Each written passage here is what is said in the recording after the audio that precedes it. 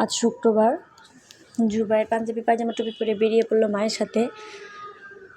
আমার কিছু কেনাকাটা করা লাগবে বাসার জন্য, যার কারণে জুবাইরও আমার সাথে যাবে, বায়না করছিল।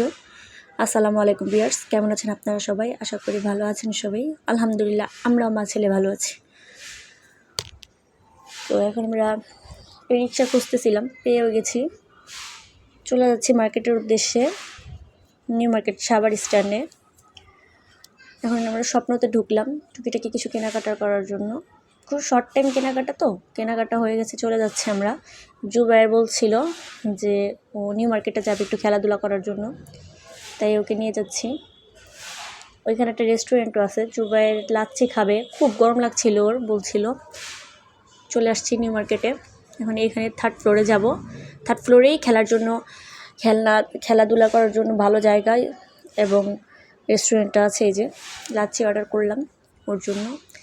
লাচ্ছি খেয়ে চিকেনের বায়না করছিল, তাই চিকেনও কিনে দিয়েছিলাম। তবে পুরোটাও কখনোই শেষ করে না। তো খাওয়ার দাওয়া শেষ, আমরা বেরিয়ে পড়লাম।